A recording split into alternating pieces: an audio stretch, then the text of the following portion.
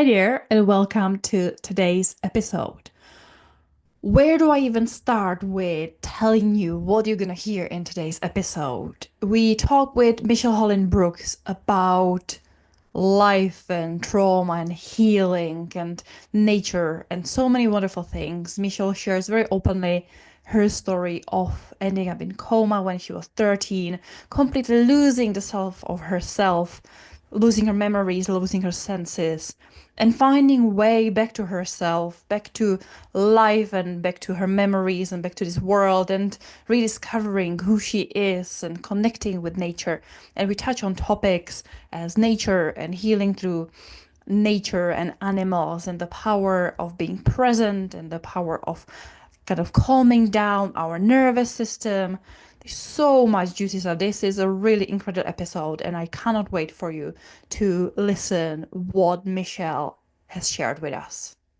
But before we start our wonderful conversation that was so eye-opening for myself and Lenka, we just want to remind you about our newsletter and about our Patreon. And the links are in the description. Patreon is where we put all the gold nuggets. And today we got a doozy of a gold nugget. It was such a powerful gold nugget. That's what you can find that gold nugget in the paid version. We do have a free version in Patreon where we are putting little bite size from old episodes, but do come and join us. This is a community we are growing. And as we step into 2025 and grow and develop, Patreon will be growing with us and this community, and we would love to have you part of it. But now let's get on with this amazing conversation. We would love to give our listeners a warning, trigger warning here.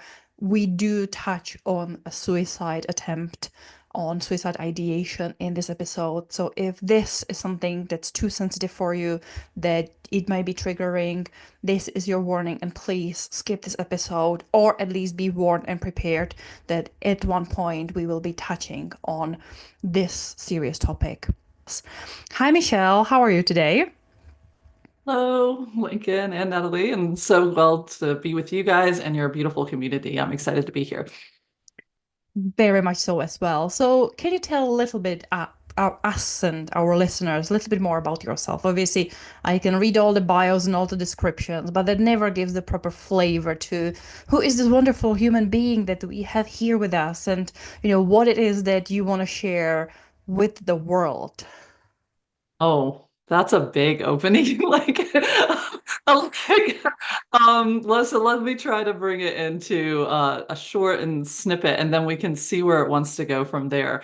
But yeah, so I've got into the healing and spiritual arts, like most people who end up in this realm through that archetypal pattern of kind of that wounded healer, which is we ourselves have been through something, some type of an event, whether that's a physical illness or life experiences that have somehow separated us from knowing our true self and believing in ourselves. And there's some type of something that's come in and is impeding us from meeting our life the way that we really want to meet it.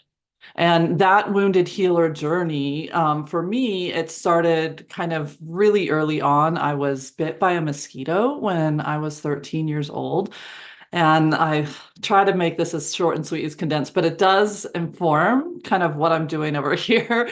And so this mosquito happened to have equine Eastern encephalitis, and I'm in the States. And so the outbreak happened to be in Florida, and I was in Virginia. So that's the people had traveled down. It wasn't me, in their horse trailer, show to the show, came back.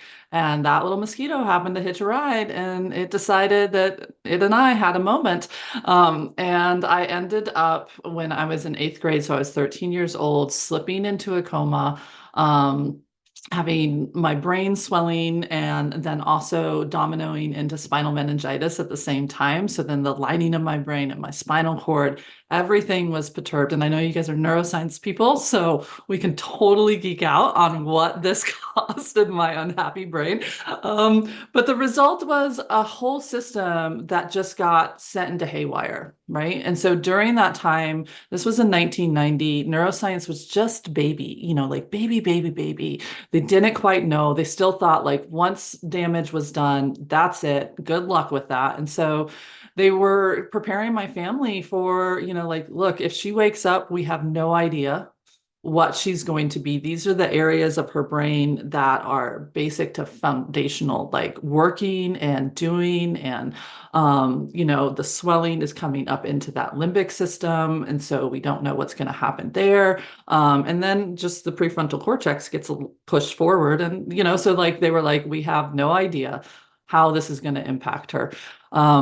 And when I woke up from that coma, they didn't quite realize the full depth of what had happened. And I'm going to put language on it now, but there was no language at that moment for me, because when I woke up, I was deaf from all the swelling and the fluid that had happened that was in. And so it sounded like everything was underwater to me. Like, have you ever gone to the deep end of a pool, got underneath there, and you can hear like some garbledness, but you can kind of figure it out, but you're figuring it out through context clues, but the problem is I had no context clues, because the other things that happened to me, I was blind because of the visual cortex is back there in that part of the brain, and that's where all the swelling was happening.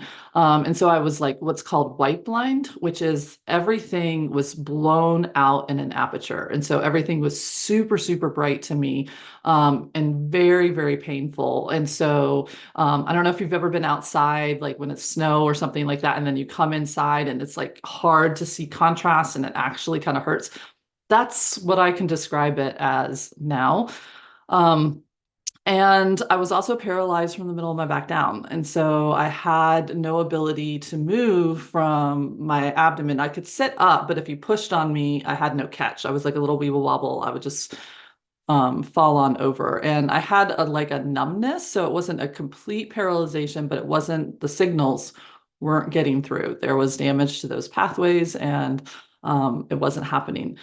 That would be hard enough, being 13, deaf, blind, and paralyzed. One way, 7 days later, you wake up and you're something else. But the bigger thing that really impacted my whole journey in life is that I had no memory. So when I woke up, I was complete blank slate. I had no idea I was Michelle. I had no idea what the people around me, all my labeling, sorting, all of that stuff gone. So I didn't know I was human. I didn't know what that meant. I didn't know that I should be trying to communicate with people, because I had no memory of that. And I had no intrinsic, because my literal biological systems were out of whack. I didn't have the sinking that everyone says, oh, it's like you were born like a baby. And I'm like, yeah, but a baby sinks to their environment, so they're already predisposed in utero to be familiar with the voices, to the heartbeats, the rhythms. They're already encased in that world that they're in. And for me, all that was totally gone, wiped out. My body rhythms were totally out of sync, all over the place.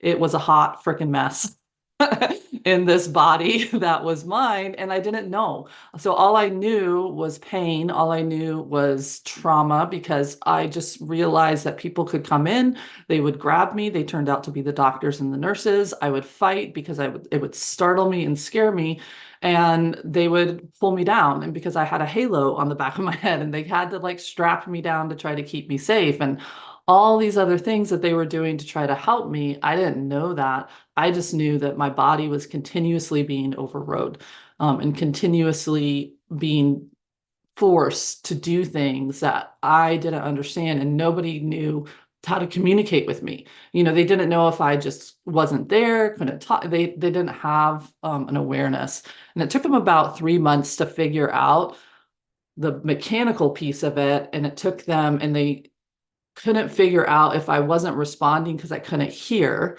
or if I wasn't responding because I didn't have any memory to do it. So that took a little bit more time. So that's the short beginning of my healing journey. I basically just refused to do anything because I had no reason to do anything. And so it didn't matter who was trying to interact with me, the PT, OT. I just became a puppet, because I realized that at that point I was just going to lose every time somebody could really move me.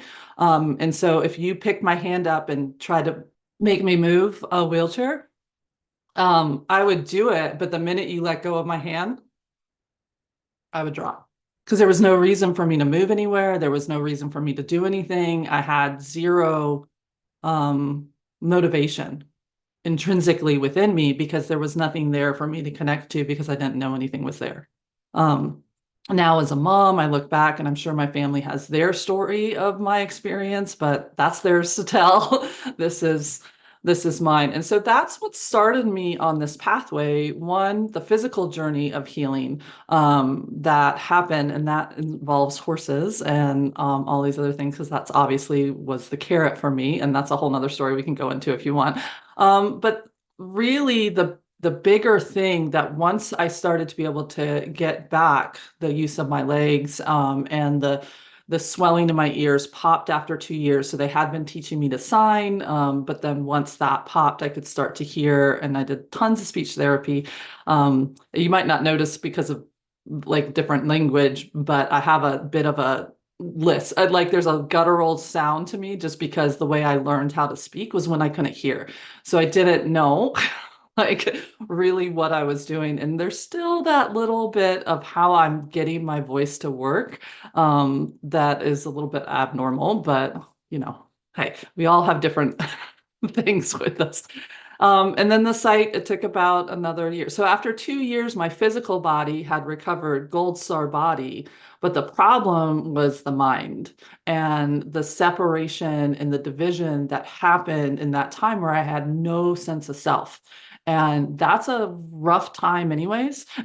But it was really amplified by the fact that I didn't know. And so I wanted to feel a sense of somehow belonging. I didn't want to be the kid that left school, came back in a wheelchair, and so I was open for massive people pleasing, massive folding and fawning and all over the place. And that just equaled a bit of a disastrous high school experience with a lot of what I call like the abuse years, from like 13 to like 28 was just a whole hot mess in there of trying to heal and not really knowing how to do it. So at 23, I really kind of was done. I was like, this whole idea of Earth School and it doesn't make sense to me. I don't get it. I don't want to be here. I had had the breakup of the person I thought where I was going to spend, and at that time of your life, you think that life is just not worth it. A failed attempt to kill myself and took a handful of pills and passed out on my basement floor apartment, just letting you know kind of where I was at with that image. And my beautiful animal companion, Baron, who was a German Shepherd, he licked into my mouth and triggered a vomit response. And so I ended up puking up all those lovely little pills in my hair. And when I awoke, I just saw this look that he was giving me, and I felt this really beautiful vision and impression of like, why don't you love this yourself the way I love you? You know? And I realized that I didn't value myself. I didn't love myself. I didn't feel any connection to this life that was Michelle. In fact, I felt like a I was one of the things that was told to me in the heat of that healing journey with the family unit. We've come a long way, but originally it was the moment I woke up was the moment there Michelle died. And so I just did not see what Baron was showing me. And I remember as I was getting in the shower and washing the pills out of my hair and the vomit, and I swiped my hand across that window or of the mirror, and I was just like hollow eyes looking back at me. Not at all any connection to me. And I was like, I've got to go find her. I've got to find this person. And that launched me into that modality smorgasbord that you were reading at the beginning with my bio. If there was a thing on healing, because my physical body had healed. And so why was it that I still was like flying into fight, flight, or freeze? Why was I still so dysregulated? Why did I feel, and I was at that point, I was in my master's in social work. I was working with other people through equine partnered psychotherapy and coaching. Like I was already in the healing modality, and I was watching them and realizing, you know what? They might not have been through the same thing I've had, but their body is responding the same way, right? Like their body is responding in complete fight or fright. It's got all these things. So while my experience is kind of literal, everybody's experienced some version of not being able to show up in the world the way they want to, not feeling like they have a voice, not feeling like they can move their physical body, like they have to go give somebody a hug. And everything in their body is saying, no. I don't think I really want to hug that person, and everybody's experienced different versions of not feeling like people hear them or they can't communicate with them. And so I realized that while my physical body had figured out pathways, gold star, there was a whole huge level of healing that needed to happen for me to feel at home in my body. And that's how I got on the work that I do. Was that a little too long? Hopefully. It was incredible. Oh gosh, where do we even go from here? What a story. Thank you so much, first of all, for sharing so openly and being so vulnerable and allowing us onto your journey because, oh boy, that's a hell of a journey. So appreciate really much the fact that we have been invited into your world.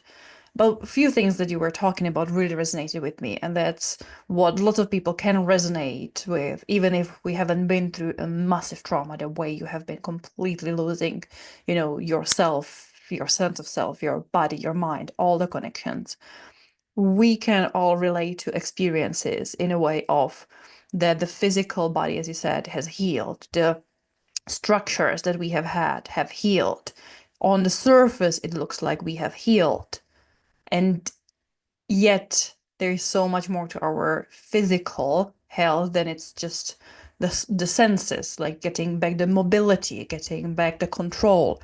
There is the systems underneath our nervous system that it still lives kind of in between the physical and the metaphysical and the psychological. Like, yes, we understand neuroscience, it's still actual like wires, but there's lots of hormones, there's lots of chemicals, there are lots of things. We're still only getting understanding the neuroscience of it and how to heal trauma that genuinely so deeply locked in the body and how it interplays with our mind. So I'm sure that there is so much that lots of people will relate to, understanding that yes, maybe my pain in the body or maybe my quirks in the body have on the physiological level have healed, but that still leaves a dysregulated system. There is still something that's happening on underneath the surface that is being replayed. And the other big thing that you were talking about that it's so important for us to talk about, it's the finding yourself. And again, you had an extreme example of losing yourself, but I can imagine that lots of us had an experience through family experiences, through the world experiences, through our relationships, career changes, whatever reason it is that we have lost a sense of who we are. We don't know who we are. We just follow the path that somehow appears in front of us. We follow the rules. We do what we've been told to. And yet at some point in our lives, we realize, I don't know who I am. I'm not connected to myself. And then we go back to, and I may not be connected to my physical body. My physical body might be absolutely fine, and yet I cannot fully feel connected with it. So this has opened a wealth of questions in my mind, a wealth of topic. But one thing that really struck me in your story is the connection to nature. It's the bringing of the importance of things like horses, of things like dogs, of nature, as well as obviously the nature causing a lot of your problems as well. So there's a full circle. But I would love to a little bit know more about, your connection. Like, how do you see the role of nature in your journey? Be it, the living animals, being the just wide open space out there, be it the inanimate objects, whatever you define as nature. I would love to know a little bit more about that experience in your life, in your healing journey so far. Okay, I love this question, and I'm going to try to restrain myself. So, because I had no preconceived, the beautiful gift that it took me a long time to figure out was a gift, but the beautiful gift that I've eventually kind of really have come to love about that experience is that it wiped me clean of all the things of what nature is and what nature isn't, what a human can and cannot do, and what a human can and cannot, like what an animal is and what like to me, it was all the same thing. And as one senses kind of go dark, so my tangible five senses got blown out, right? And so just the heightened version of the same pathways as the way I see it of my other senses came forward.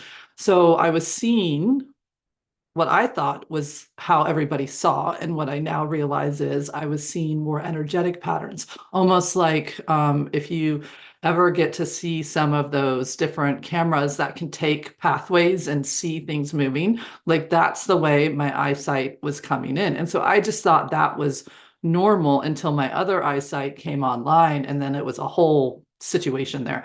And the same thing with my hearing. I would hear things and I thought I was having conversations, but I was mute for almost a year and a half, because what I was communicating with was just on a different pathway, than most people. And so that same concept went with me into nature.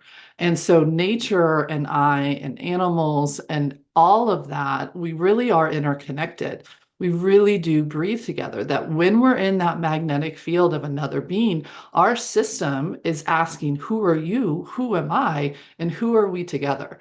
And our system on now neuroscience is catching up to all this beautiful stuff, is really having massive conversations on a cellular level that we just are so busy in the thinking mind, we don't actually connect to. Well, the beautiful thing is I was unplugged from the thinking mind. So all I had was the feeling mind. All I had was that gut brain and the heart and the law of sensing. Heart math. I don't know if you guys know about Heart Math Institute, that does a lot of the bioresonance feedback and other stuff like that, especially with the heart. They have proven now in their scientific studies that the heart can respond to an image before seconds, not nanoseconds, not like seconds before the visual image even comes on the screen. So the heart responds first, sends that message down into our gut brain. Our gut brain then sends it up to this lovely brain up here that then tells us, per our labeling, what that image is. But it has to wait for the actually see the image. The rest of our system doesn't have to do that. And so the human world was incredibly dysregulating to me. One, because it was like a source of trauma to me. Nobody understood what was happening with me. I didn't know how to communicate. It was just a big old crazy mess over there.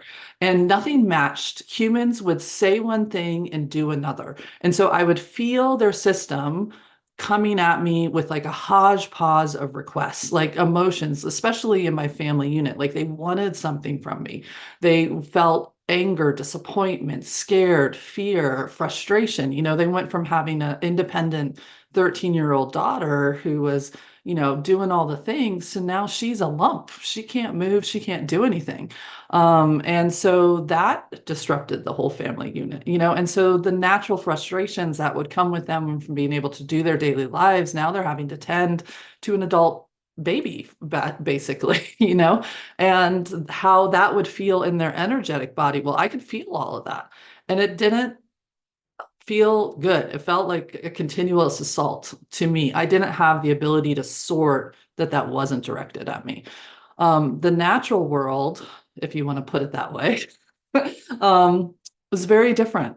It met me exactly where I was and exactly how I was, and it didn't judge me on what I should be or what it thought I should be. It was willing just to meet me where I was. So I could sit underneath a tree and feel that vibration of that conversation.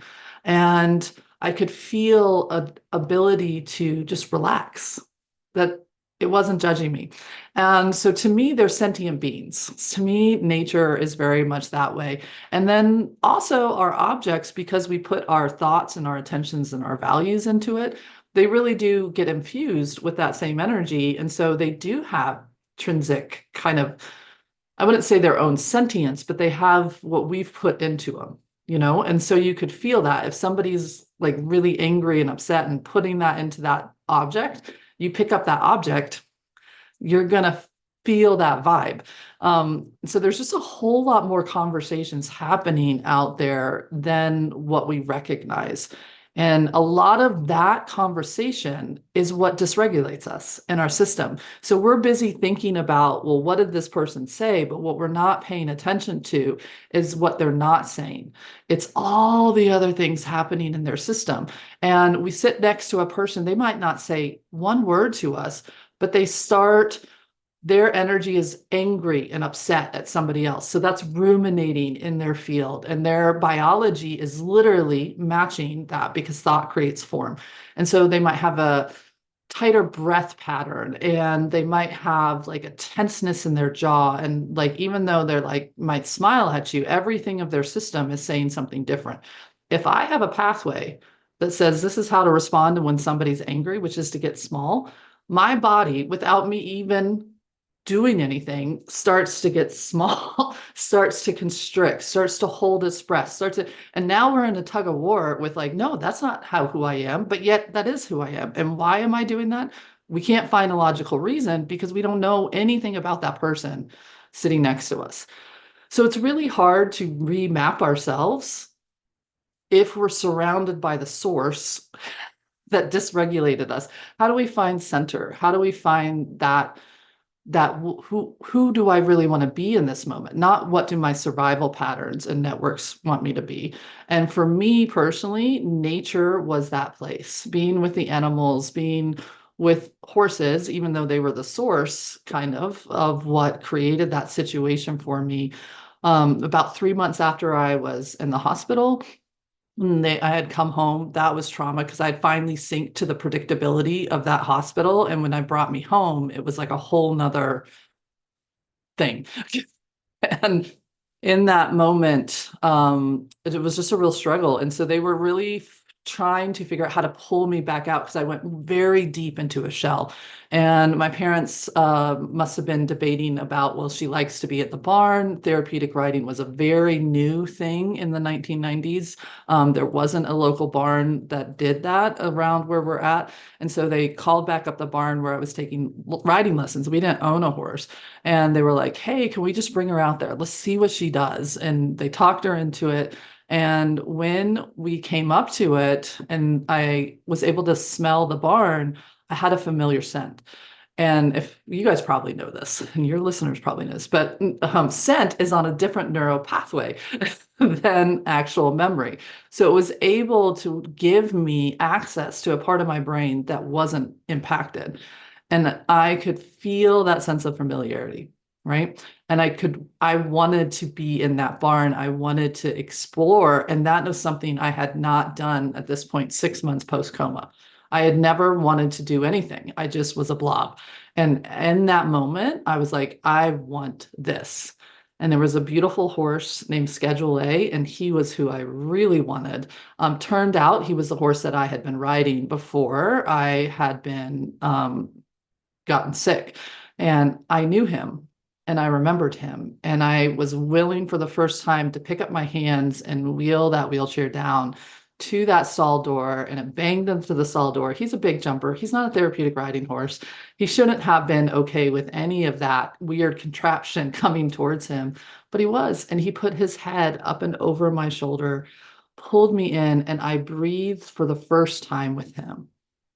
I was willing to touch him, and that's huge. So in healing work, if we're not willing to connect with a being that's helping hold us, if we're not willing, whether that's a human being, a tree, a dog, a cat, a rock, who knows what that being is, right? But if we're not willingly reaching and accepting that support and that touch, they were moving my legs like an arrhythmic motion. Nothing was happening. No neural pathways were being formed. That horse and I, because I loved him and I wanted to be with him and he wanted to be with me, he started moving my legs once they figured out to put me on. That's a whole story. And neural pathways started to form. Why? Because, and we can go into the just pure science. He has a bigger electromagnetic field than you do, because horses have a bigger one than humans. And so therefore he was repatterning my system. But yet I was around tons of people, tons of fields that could have repatterned my system. Why wasn't it repatterning? Because I wasn't open. I wasn't there and I wasn't willing. But with him, I was. And then little by little, little oases of other beings that I started to feel safe with started to come together. And bring those together to where I was willing to develop new neural pathways in my systems and go around the damaged parts and do the other things. I just didn't have a human connection to do that until Baron woke me up, literally, in that moment. And then there was an internal drive to go find how to do healthy human connections in that. But I still, horses are my first teacher. They are where I go. So where did I go? I went into the pasture. I went into shamanic teachings and other stuff like that, because that was where I felt most at home. And then eventually I had to bridge it to the human world. Long story, short answer. I mean, animals are so powerful, and they are such powerful healers. You can see stories where animals have reached out, and like you said, this horse wasn't a therapy horse, but he knew what to do. And horses have a very strong connection with humans. They are highly intelligent, and they can reach out. And I have seen videos of therapy animals, including horses, and especially in the States, who go into hospitals, and they actually choose which rooms they're going to go into. So they do have handlers, because you do need somebody to look after the animal, but they don't guide the animal. The animal decides which room they are going to go into. And quite often they'll go into ones where people have been in comas, or they are dying and they're not connecting, they're not wanting to see their family, and they're going in, and it's like this person transforms and then says, I'm ready to say goodbye to my family, I'm ready to see. So it's, animals have such power. And I love how your story, how a horse was able to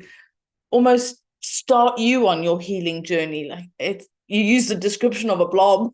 So, so that horse was enabled you to find a way back to starting your healing journey, or starting to connect with other beings. And I get when you saying that humans will say one thing and do another, and when you don't have that filter in a way to shut that down and separate the two, it can be really confusing, especially if you don't necessarily have the memory from before, and if you're trying to find who you are. That can build a lot of distrust, because who do you trust? You don't know who to trust, because you don't have the history of family, and knowing that, okay, their actions might be this and they're saying this, but there's still that trust there. So having to build that again, whereas with animals, an animal doesn't have that. They are who they are.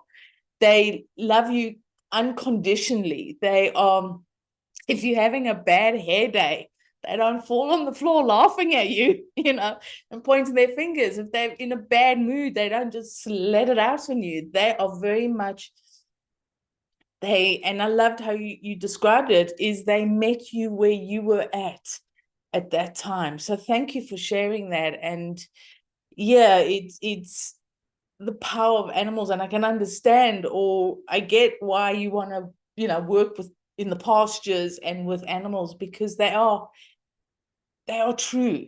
There's none of that deception that you get, even if it's an unconscious deception. Family doesn't necessarily try to deceive you. It is just a unconscious way that they do it. And of course, we are brought up to hide things, or we can't always be honest. But as you said, our emotions are there, the vibe that we put out, even though we might be smiling at you and we're like, she want to, do something else.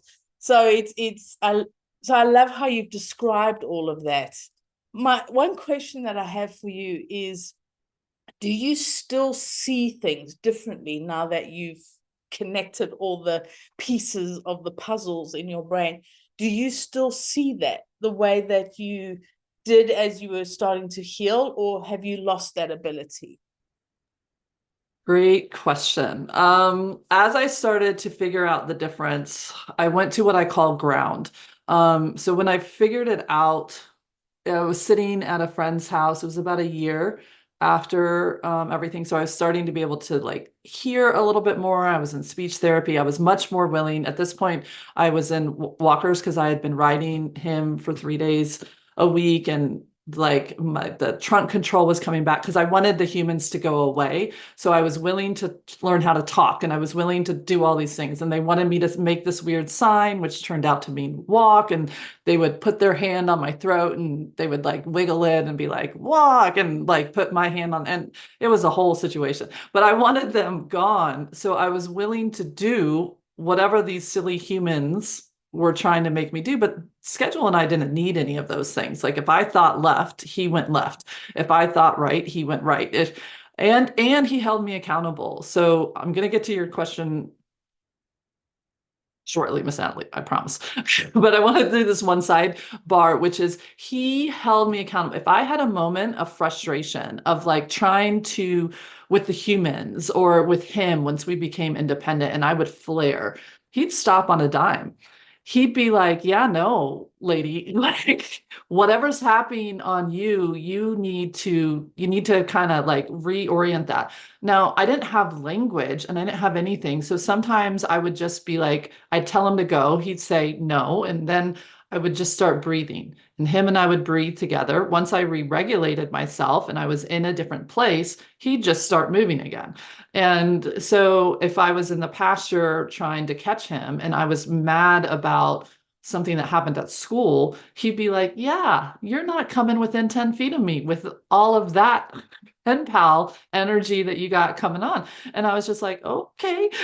And so he taught me self-regulation. I didn't always have to know what was happening in me. I just had to be willing to say, I'm upset, I'm scared, I'm nervous. I had to be willing to match. And as long as I matched, he was willing to be with me in that process. Maybe he stayed 5 feet away from me until I like, and so to the outside looking in, my instructors would get really mad. Why don't you just go catch Schedule? Well, Schedule and I, he wouldn't let me catch him until I was at that point. And we had that type of relationship where he had permission to not show up as a robot, right? Like I wanted him to be him, and for now other people, he would be a robot. And so there was this weird thing that started to become very aware of is when people matched and when people didn't. Now back to your question, can I still see it? Yes. But when I was about 14, I was sitting in my friend's little breakfast nook area, and she would live real close to me, so it was easy to get me to it. And the cat threw up. And at this point, I was really a parrot. I didn't understand what words meant. I just knew if I mimicked you, you would smile and nod and leave me alone. And so I got very good at literally being a parrot. I would just mimic whatever you said, raise my eyebrows, tilt my head to the side. You would think I was listening and you'd go away. And so I became very good at that. And I thought I heard because of the divorce. What I didn't realize is the mom had said inside her own head, I wonder why the cat is throwing up. The cat had said because of the divorce. And and I just parroted all this out loud, not knowing that this wasn't like an audible conversation. Well, the dad got really upset. He energetically threw like darts at the mom. The mom like threw darts back at the dad because both of them thought they were talking about the divorce. The kid next to me elbowed me so hard I fell over because that was still in the Weeble wall. And I was like, I don't understand what I just said, because I didn't know what the word divorce meant. And that was a moment I realized I'm not doing Earth the way other people do Earth. And I was like, I'm not going to tell this to anybody. So it went to kind of ground until later on. If you knew me, you would figure it out. You would watch me looking at things and be like, Michelle, what are you looking at? But I wasn't going to tell you anything. And I definitely tried to turn it off, because once the two senses started to come in together, those empathetic senses mixing with the five senses, it was very confusing, because you would see the energy body kind of flare, but the person's sitting there totally fine, and then again, nature became the safe haven, because it all didn't do that. It was all the same conversation. And so it was a bit of an escapism into nature at that point from self-preservation. But it wasn't until my late 20s that I finally came out of the energy closet. And what I realized is, when I came out of the energy closet, I was still very much in fight, fight, or freeze. I was still very much in people pleasing. And so I became like the magic 8 ball in the room. People would be like, oh, look at my chakras. I'd be like, okay. And I was like, oh my gosh, I was so inappropriately reading people now. I look at it, I'm like, so now I don't do it unless you give me permission. I keep those pathways turned off. But it took me a good, like in my 30s, to get it under control, and to really kind of pull it into where um, I felt comfortable with it. I re-embraced it, and but yeah, I can still do all the different levels of all the different things. But don't worry, people start kind of like trying to cover themselves up. They're like, oh, I don't do it unless there's a reason for me to do it. And this sounds like such a valuable lesson in alignment. Because, talking about nature and how you connected with the horse and how you had to be in sync and in alignment for them to really be, approachable and to work together.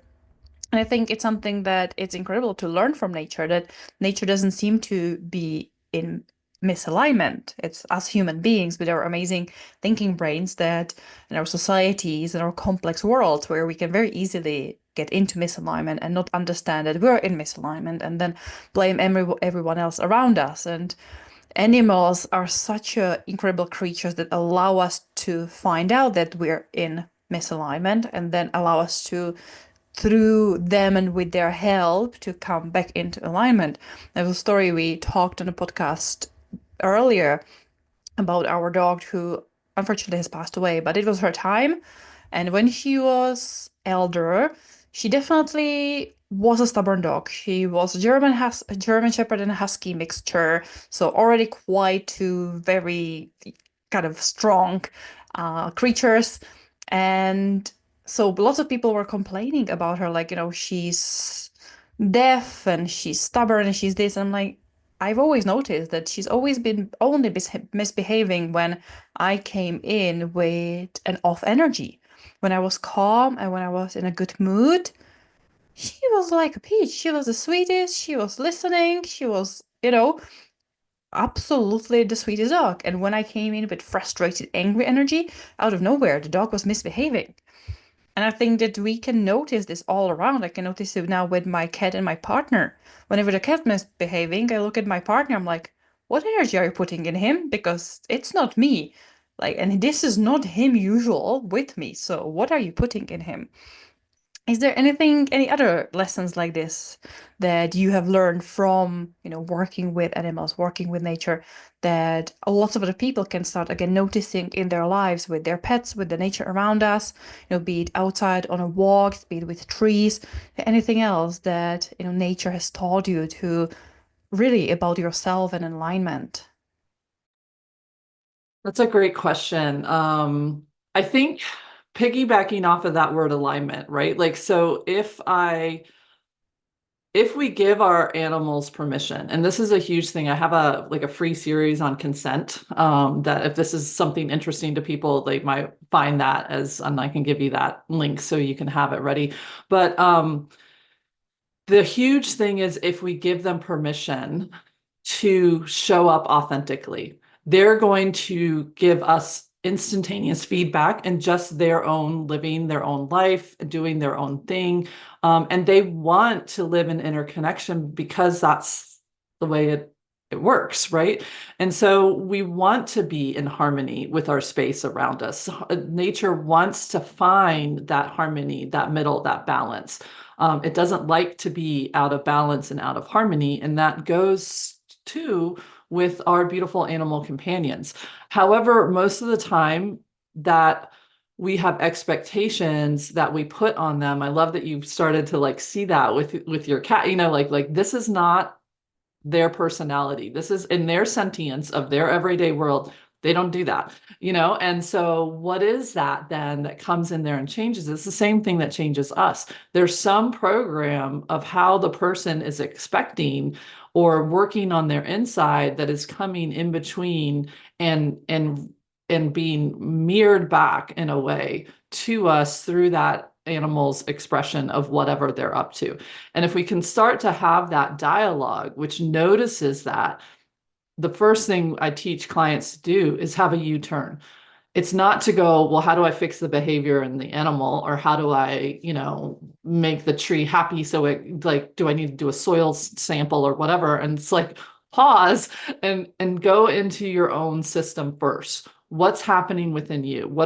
Can you sort? I love, Natalie, that you said like that ability to sort the different things, because that really is, if we can consciously start to sort, you'll realize that this whole world is available for us to tap into.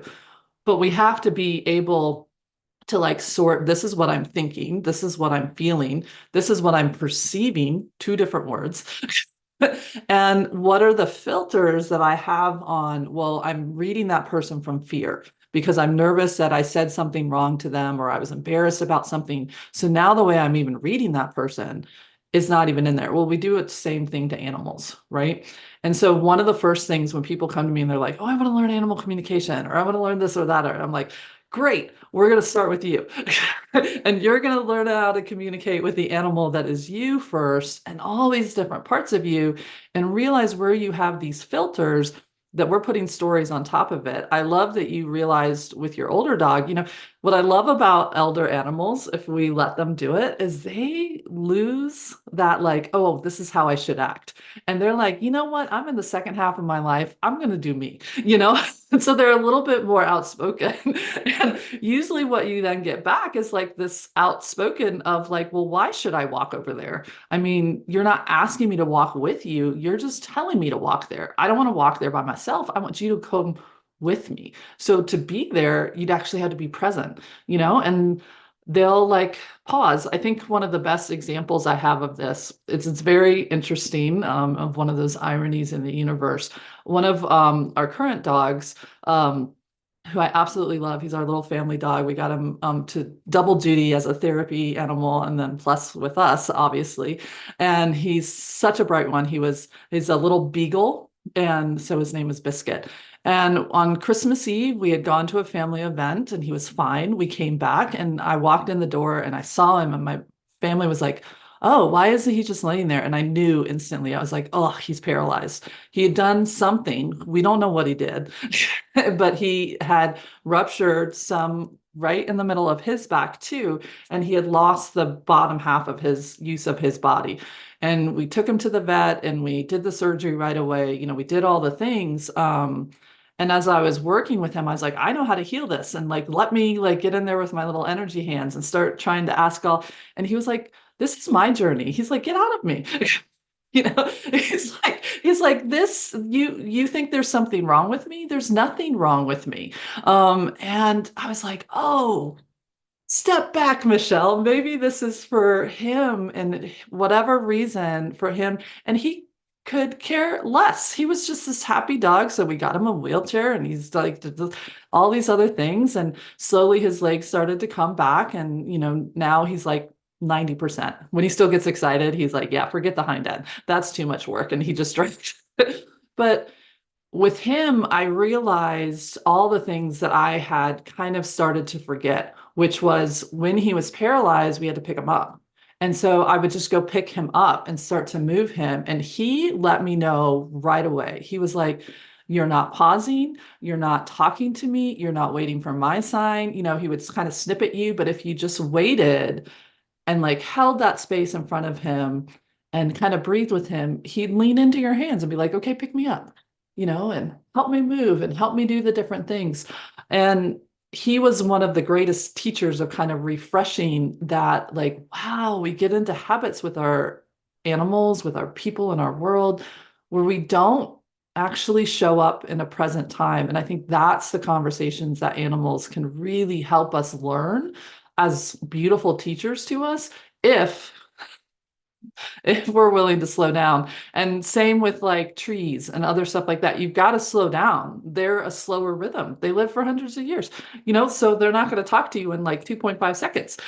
You got to like be there and breathe for a little bit. And then you'll start to feel what it feels like to be in a slower rhythm. And it's going to talk to you through your body first. And then you could put some words to it if you feel the desire, but stay in the body first. That's always my example. I don't know if did I answer that? Yeah, you definitely answered my question. And with this podcast, we ask questions, but it actually doesn't matter where the answer goes. The answer goes where the answer is supposed to go. Whatever you feel inspired to share with us, that's exactly what we were asking for. So, yeah, thank you for that. I think the reminder of slowing down and allowing this slower pace of life and dealing with situation and dealing with stuff of allowing for us first to come into the body, come into the breath, and allowing that presence to take place and then start listening. I think it's an important lesson because we do live in a fast-paced, overwhelming, noisy world, and being able to find tools and approaches and methods of grounding, of connecting with here and now and living more in the here and now and living more in our physical bodies and rather than in our thoughts and in the future, what's possibilities and worrying about the past and living in all sorts of different times other than right here, right now. I think it's such an important lesson. And I also think that what you're talking about is so much about coming to life with, curiosity and love and compassion and not coming to life with fear. And, there is so much to be said about fear in the world that we live right now with the amount of anxiety and stress and pressure. And again, nature teaches us, at least it teaches me, unconditional love because it's just there and it is what it is and it accepts everything in exactly as it is without the conditions. So, is there anything that you have experienced that touches on the overcoming the fear and learning to approach things with love? That it can be a lesson from nature, it can be a lesson from obviously healing your trauma, it can be working with your clients. But I'm curious what fear and love, this kind of a dichotomy, plays a role in your journey and in your work with clients. Oh, like you keep asking like these like big, huge questions I want to dive into. So I'm like, oh, I could talk about this for hours, and then this is a podcast. So one of my favorite quotes is by a meditation teacher who passed away, ironically, in 1990, Osho. And he's a little controversial in the meditation world because he teaches that our life is our meditation. It's not about sitting on a cushion, being on that perfect Om with the environment around us meditating for us. It's like in the hustle and bustle life, like it's having that small space, cultivating that ability to check in. That is what allows us to be in our life. And that's why I love like your guys' podcast name, like to be in our life now, like to feel it, to see it, to engage it. And his quote that I love to share that really changed me. So after Baron woke me up, and I started on that journey, I stumbled across this quote, which just rocked my world. And I was like, wow, this is how I'm living. And it was, don't move the way that fear makes you move. Move the way love makes you move. Move the way joy makes you move. And if you take his bigger practice that your life is the meditation work, he's referring to your life, right? And what I realized is that everything, how I moved everywhere was through fear, right? Like every person I interact with, I was like inappropriately, energetically reading them, to figuring out like who, what, when, where has happened to them. You know what I mean? How do I need to? I was listening to their parts of saying, well, what do they expect from me? Trying to like people please and like do jazz dances with them. It was so much work because I didn't want to make anybody mad, or I didn't want to make anybody upset, or I was fearful that in that rejection, our survival network is if we're rejected, if we're shunned, that's it, game over in our body. We are hardwired that way. So we're wired to see the world through fear goggles. And the work, if you want to call it that, is about getting to the next level of our wiring, which exists. I mean, the base level of our brain is danger, danger, Ghost Rider, like amygdala going off. Oh. And then we run around to our programs and we say, oh, I got a program for that we think will give me the best result possible. And we hit play on it, all subconsciously, all without knowing. And every once in a while, we can think, oh, I don't need to be afraid right now. Calm down. I can do my belly breath. I can do whatever. I can force a reset in my system. But if I'm forcing it and my whole system hasn't adapted, it's not going to hold. And in fact, it's going to piss off my system to the point where it's going to respond even bigger the next time because it says, you didn't listen to me. You overrode me with that beautiful practice of a breath. I'm trying to keep you safe. And so nature, if the life is our practice, then our nature of our life has that ability to help us say, do I want to respond from fear? Or do I want to respond from love? And in that, if we take the cue from nature, which is to be aware and look for balance and harmony in our environment, it's in whatever I'm in, can I find that place of coming to center? So can I find that center in the middle of my pasture, which I love? I can find it super fast, but can I still find it in that busy street that we were talking about before we started recording? Like, can I still bring that in? And so I think that's the power that nature has. My safe place is with that. So the dysregulated place was the human world. Well, if I only am synced to city world, you know what I mean? That's still nature. That has a rhythm, that has an organic, that has a way of being.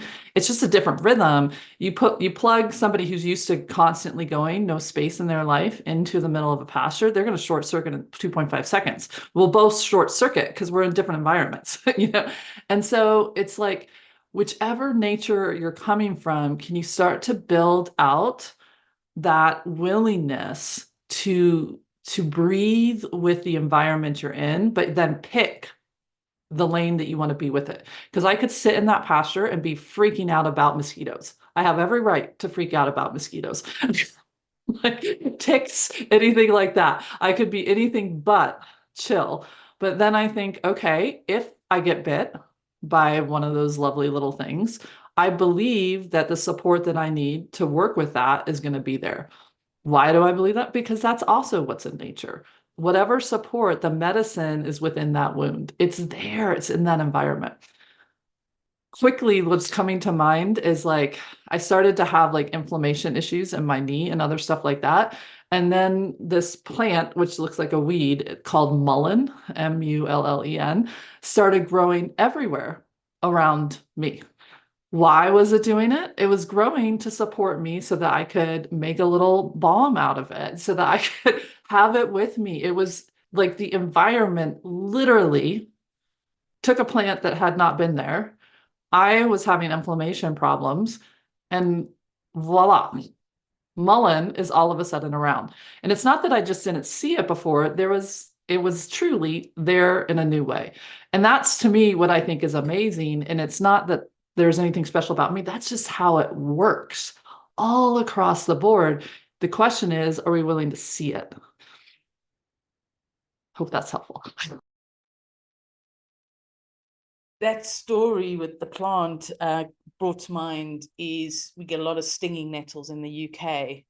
But near stinging nettles, you always find this plant called, I think it's a dock plant, that if you take that leaf, you can rub it on the stinging nettle and it actually soothes it. So there is the healing version of a stinging nettle, but you need to know what it looks like. And I didn't know this until one day my husband said, well, just take a dock leaf. I'm like, what's a dock leaf? The stinging nettle keeps attacking me. It just grows and just attacks me. And, I have visions of teeth and everything else. And he said, there, look, the plant. So it's interesting how you said you had that inflamed knee and then this plant was there to help. And nature has that. It has all sorts of plants there to help us to heal if we look for them, if we know what to look for, and if we have the knowledge. And that's something that we are losing in a way. And yes, I love that story. So thank you for sharing that. I have a sort of like two questions for you. One is do you have any memories from Michelle before the 13 years and younger? Have any of those memories come back? And the other question is, what does it feel like? I know it might be a really weird question, but what does it feel like to have found yourself and to really start to connect with who you are and to connect with your identity? So these are sort of two little questions there, or just questions that I think some of our listeners might like to know, and I'd like to know. Yeah, so the memory thing, I tried everything for years to get the memory back. Like if there was a reader, a hypnotist, this, that, and the other, I mean, a neurobiolink, whatever, like hack, I tried it until at one point, I realized that I was spending so much time and energy there, I was losing my life. And so I was like, you know what? If those are supposed to come back, they'll come back when they're ready to come back. I need to work with my life now and allow myself to be born into this new life, versus the cross wires that was happening with that past life. And as a result of that, it really did help me then say, okay, instead of cursing that Michelle or this Michelle, how do I want to meet her? How do I want to work with that? And I found a chant. It was out of Plum Village. It was a beautiful one, which is I am remembering who I am. And that chant and I worked with that chant for quite a while. And in the beginning, I would get angry with that chant. The word remember and I were like 4-letter boxing match words. We were not happy with each other. And so I was really kind of annoyed when this chant dropped into my knowledge world and basis. But at this point, I had learned to just trust and I stopped fighting, like where the breadcrumbs lead me. And I was like, all right, I guess this is a chant I'm working with for a while. And so as I was walking, I would be singing this chant, working with this chant.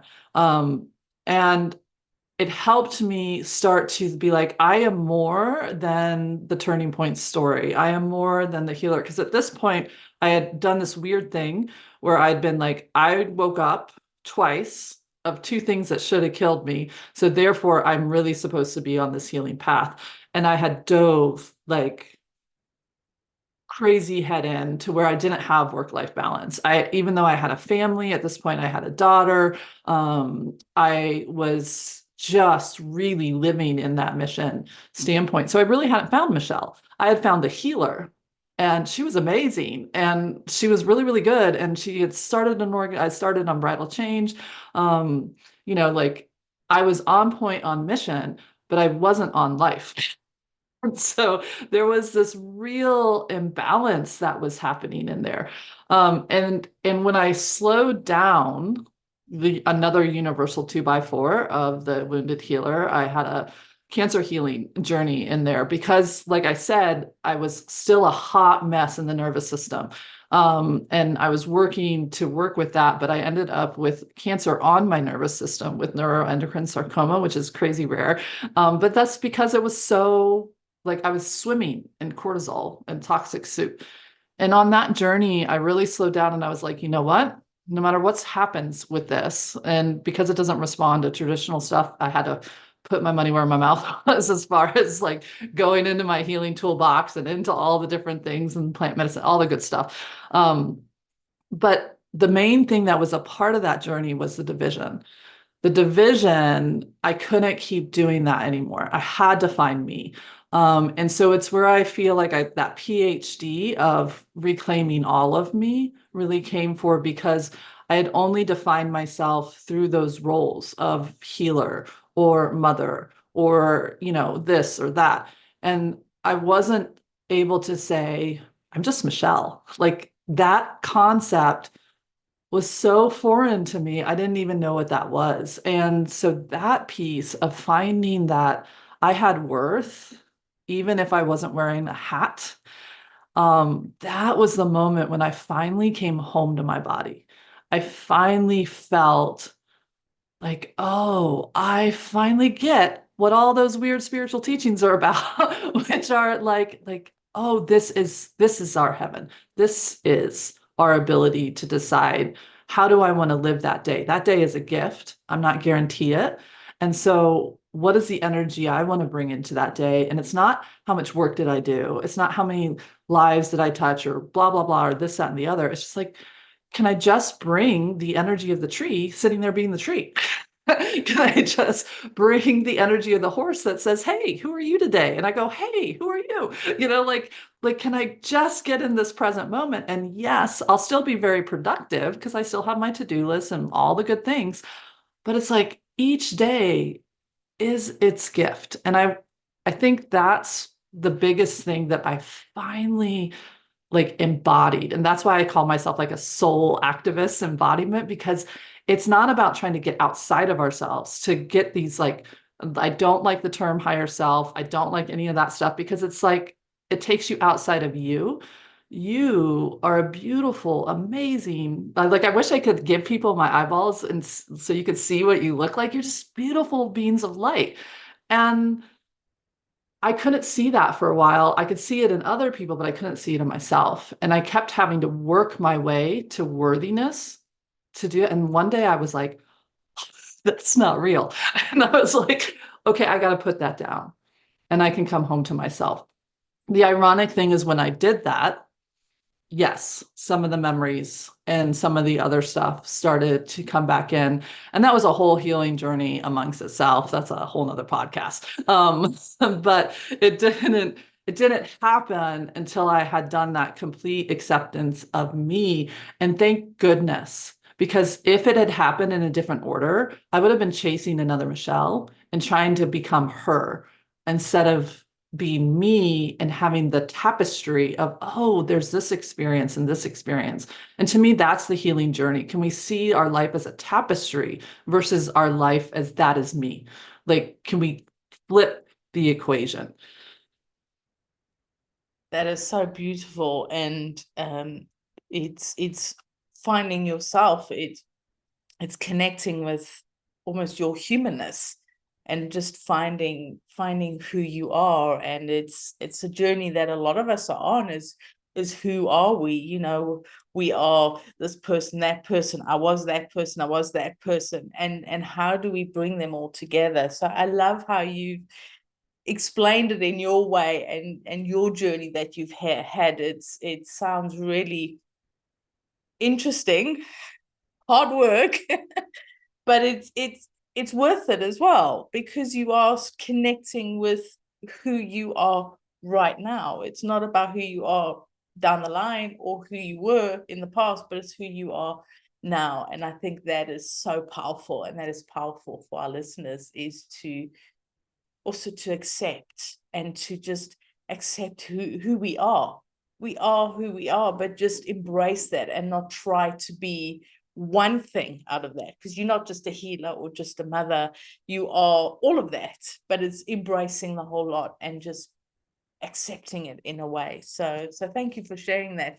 That's been really enlightening for me, just hearing your story and your experience. Hop on to our Patreon account, to get this episode's amazing and wonderful gold nugget. Now, if people wanted to come into your circle or connect with you or just see what you're doing and start watching you and start to get to know you better, where can people find you? They can go to my website. It's kind of the easiest like hub to like then move around. It's unbridledchange.org. Outside of that, social media, I'm finally embracing I must do social media. Yeah, like it was a whole situation to get me in there, but we're in there now. So you can look that up under Unbridled Change, or you can like Google my name. And then I also have a YouTube channel where I have a free podcast, because I also have a membership based one, but the free one is Soulful Practices. And it's pretty much like how we've been talking. I share a quote and my experience with that quote, how it impacted me. And then I lead people through a somatic processing experience with it, and help them set those intentions based off of that little 3-prong approach that I gave in that golden nugget. So if you're not in the patron side, go over there. And then you'll get the golden nugget. So then you can have that in there.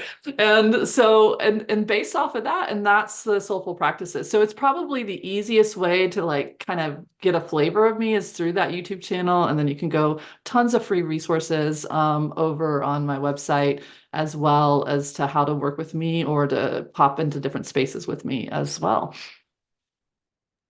Thank you for sharing, and we will put all your links in the description below so people can find you and connect with you. Again, thank you so much for sharing your time, your energy with us, and just your journey. It's been really empowering to listen to your experience and your perceptions of the world and how you see the world literally through different, I would say glasses, but you're not wearing any, so eyes. But it's just been really amazing to hear what you've learned from it. So thank you so much for sharing and reminding us that sometimes we just got to slow down, and sometimes we just need to be one with the tree instead of trying to rush the tree. It's just us to slow down, which I think is very valuable. We do need to slow down a bit. So thank you so much for sharing. And for our listeners, what have you got from today? What knowledge, what experience has really sort of penetrated you? What have you learned? We'd love to hear what you've got from today. We'd love to hear, have you had an experience, maybe not as dramatic as Michelle's, maybe just a little bit? Have you had an experience where you felt a disconnect with humans and maybe more of a connection with animals? Do you or have you worked with animals to help as within a therapy, or do you have a therapy animal? We would love to hear what you've got from this episode. It's been such an enlightening episode. It's opened my eyes to a lot of things, and we would love to know what you've got from it, what you've learned, what comes to your mind. So do let us know, and until next time, we'll chat to you soon. Bye.